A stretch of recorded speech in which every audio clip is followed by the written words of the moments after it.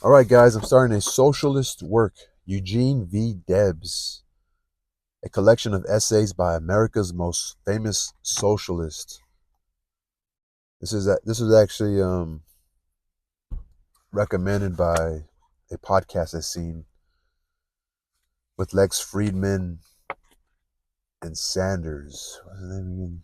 Bernie Sanders. He said this was his biggest influence. This socialist, Debs, Eugene Debs. Here's a quote before we start the first chapter. While there is a lower class, I am in it. While there is a criminal class, I am of it. While there is a soul in prison, I am not free. Eugene v. Debs.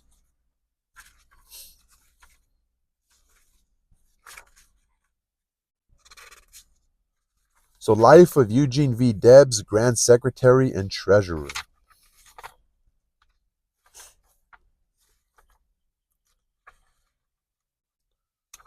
Let's read it. Published in opening exercises of the 14th Annual Convention of the Brotherhood of Locomotive Firemen, Atlanta, Georgia, Monday, September 10th, 1888. At every convention of the Brotherhood of Locomotive Firemen, the remark is made by distinguished citizens invited to address the representatives of the order that the great majority are young men in the prime and strength of their young manhood. This is true, and when it is remembered that the Brotherhood, guided and controlled by young men since its birth in 1873, has been equal to every emergency and has achieved success. The fact bears testimony of capabilities of a high order and is fruitful of instructive reflections. Eugene V. Debs, the subject of this sketch, the Grand Secretary and Treasurer of the Brotherhood of Locomotive Firemen, was born in the city of Terre Haute, India, November 5, 1855, and is now in the 33rd year of his age. His parents were natives of Alsace, or Alsace, Alsace, once a province of France, where the love of liberty and independence characterized the people as it has for a century. The great body of the French population, in coming to the United States, were not required to be educated to bring them into sympathy with American institutions and ideas, and as a consequence, the boyhood home of Eugene was a place in which every lesson taught was well calculated to develop an ardent love of American ideas and principles of government.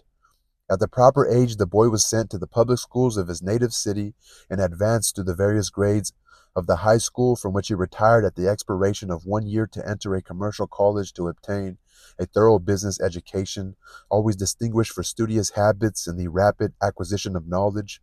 He mastered his studies with a characteristic of genius and won the approval of his teachers. At the age of 15 years, young Debs entered the Vandalia Railroad paint shop as an apprentice. To the decorative art, while not distasteful, he preferred a more active life, and in 1871 accepted a position as fireman on a Vandalia locomotive and continued to fire the machine till 1874. At 19 years of age, he was tendered a position as clerk in the large wholesale house of Holman and Co. of Terre Haute, in which he remained till 1879. At this time, the public career of Mr. Debs, then 24 years of age, began, and his great popularity in his native city was demonstrated by his triumphant election to the office of clerk by a majority of 1,100 over 10 competitors. His first term in office was so distinguished by industry, ability, and integrity that he was reelected by an increased majority. Though no longer handling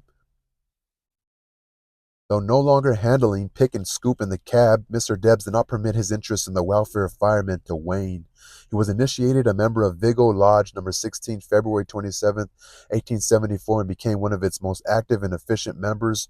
With a thorough business education obtained in college, in a large business house, and in office, he brought to the Brotherhood a mind trained for practical work and unbending will, coupled with indefatigable power for work. He could, with rare facility, bring order out of confusion, and inspire confidence where doubt had gained ascendancy. This being true, it is not surprising that in the year 1877 he represented his lodge in the annual convention of the order at Indianapolis, at a time when the Brotherhood was entering upon trials and vicissitudes that challenged all its resources of intelligence to maintain its position. In 1878, Mr. Debs was a delegate to the annual convention at Buffalo, where his services were of great value as assistant secretary in the Brotherhood, and recognizing his literary abilities, made him the associate editor of the Locomotive Firemen's Magazine. In June 1880, Mr. Debs was appointed by then Grand Master F. W. Arnold to the office of Grand Secretary and Treasurer of the Brotherhood, and in September 1880 he was elected to that office by the convention held in the city of Chicago, and has held the office since that date.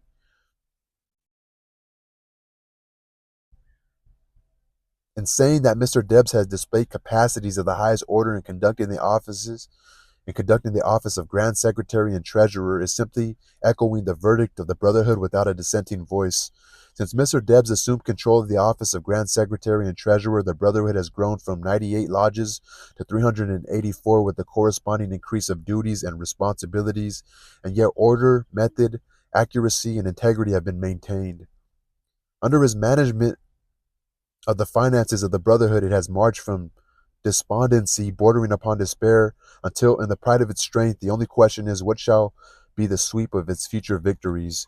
This sketch of E.B. Debs, Grand Secretary and Treasurer, would be incomplete without special allusion to his connection with the Locomotive Firemen's Magazine, the organ of the Brotherhood.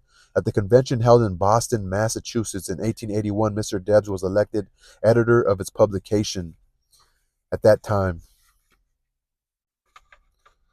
At that time, its been monthly circulation was about 3,000 copies, while at the present time it has reached the grand circulation of 30,000 copies. To say that such success is phenomenal is a tame expression, but the fact is eloquent of the tireless devotion of its editor to the duties of the arduous position, and of his comprehensive knowledge of the education and literary wants of the order. In the year 1884, Mr. Debs was put in nomination by his fellow citizens of Vigo County for the responsible position of a representative in the Indiana legislature, to meet in January 1885. His great popularity and his mental endowments, together with his earnest defense of labor against the oppressions to which it had been subjected, marked him as the proper man to represent one of the most populous counties in one of the largest cities of the Commonwealth, and he was triumphantly elected. His duties as a legislator did not interfere with his duties to the Brotherhood, either as Grand Secretary or Treasurer, or as the editor of the magazine. In this connection, it is worthy of remark that Mr. Debs was earnestly and time and again solicited to become a candidate for Congress with every assurance of success, but his fealty to the great Brotherhood triumphed over the solicitations of political friends and every ambition for political distinction, and held him fast to the fortunes of the Brotherhood, in which by unwavering devotion and ceaseless labors for 8 years he had earned the confidence of the membership and flattering prominence. Mr. Debs is now in the prime of his young manhood, and with hosts of friends and a happy home, the future holds out to him many dazzling prizes, to secure which he has only to put forth his mental and physical energies. As a writer, Mr. Debs has warmth, courage, and great versatility. His mind surveys the whole field of labor, and while devoted to the brotherhood of which he is a member, he has generous words for other brotherhoods and for all the toiling masses. Warmth, courage, and great versatility.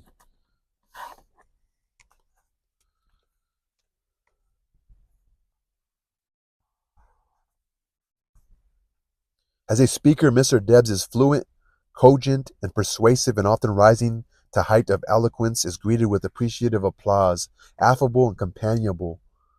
Mr. Debs wins friends and holds them in bonds which grow stronger the better he is known. This is some high praise right here. So, cogent, I need to know what that means. I want to know what the some other words here that I want to know. Um,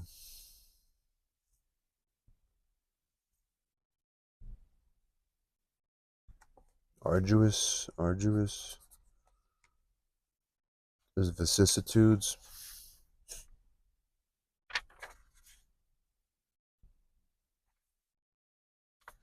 vicissitudes.